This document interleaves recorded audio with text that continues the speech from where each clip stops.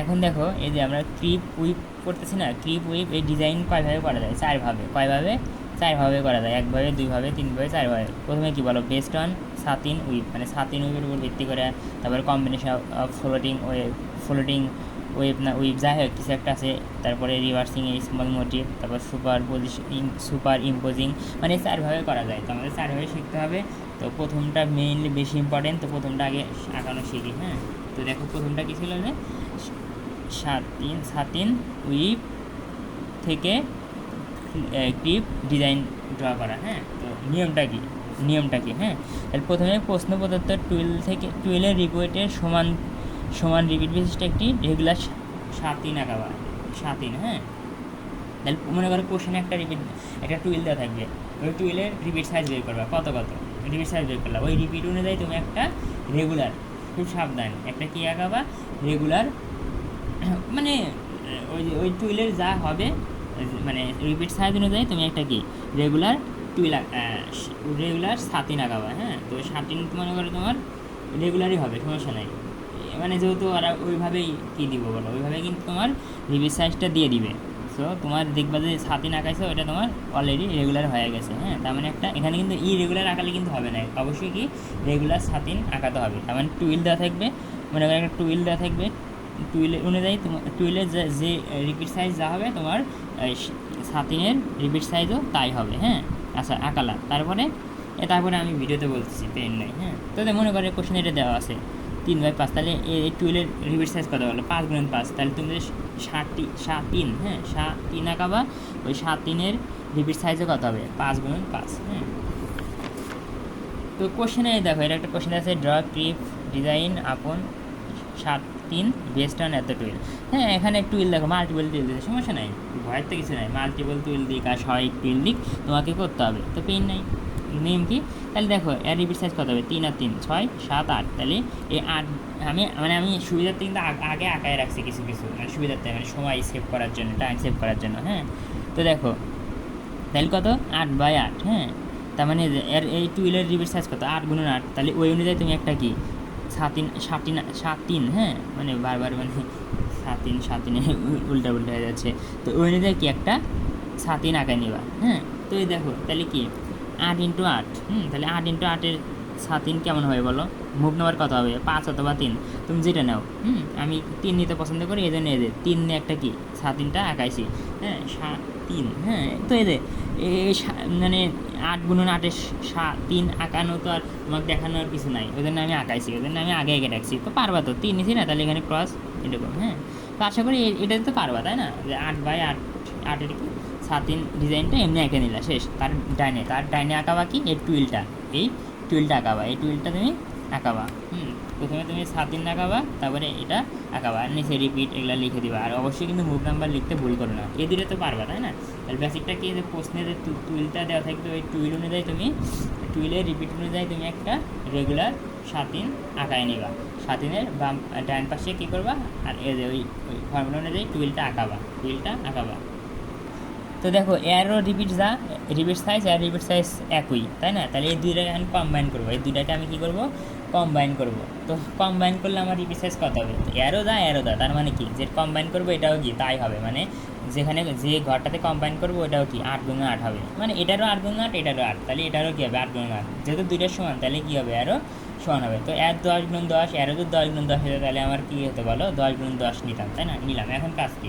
আসলে দেখো এটা ভুয়া, মানে এমনি আঁকাইছে হুদাই, এর কোনো কাজই নাই, এটা ছাড়াই আমি আঁকাইতে পারতাম, মানে জাস্ট ম্যামকে দেখানোর জন্য আঁকাবো। তো এখন কী করবো? যে এই ডিজাইনটা এর উপর আঁকাবা, মানে এই সাতিনটা এখানে আঁকাবা। হ্যাঁ, আঁকাবা, কপি পেস্ট করবা, এটাকে জাস্ট এর উপরে কপি পেস্ট করো।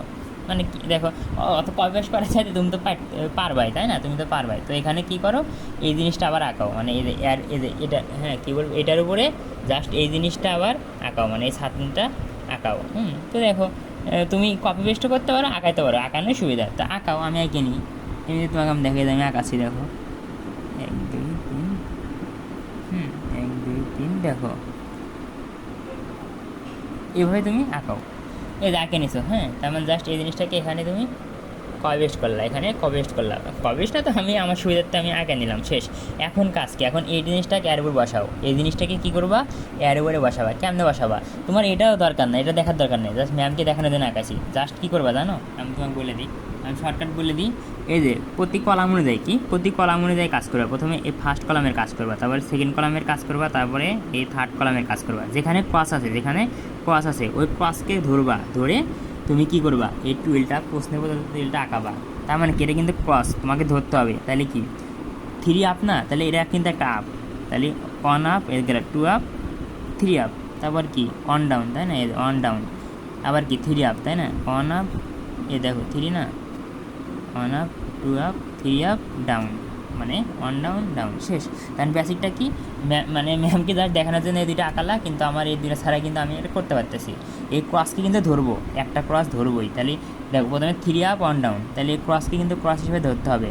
3 up, 1 up, 2 up, 3 up, 1 down. আচ্ছা, এখন দ্বিতীয় কলামের কাজ, এখন কোন কলামের কাজ বলো, এই যে আমার এখন এই দ্বিতীয় কলামের কাজ। তাহলে দ্বিতীয় কলামের ডিজাইন থেকে শুরু করবা, ডিজাইন এই যে যেখানে ক্রস দেওয়া থাকবে ওই ক্রস থেকে আমার কি ডিজাইনটা শুরু করতে হবে, এই ক্রস থেকে আমার ডিজাইনটা শুরু করতে হবে। তো এখান থেকে শুরু করো, রিপিট সাইজ কত, 3 আপ 1 ডাউন, তাই না, তাহলে এটাকে ধরতেই তো হবে নাকি, এটা বাদ দেবেন। তাহলে 1 up, 2 up, 3 up, 1 down, 1 down, তাই না। তারপর আবার কি আছে, এই যে 3 আপ, তো দেখো এই যে 1 আপ, 2 আপ, 3 আপ, 1 ডাউন, ঠিক আছে।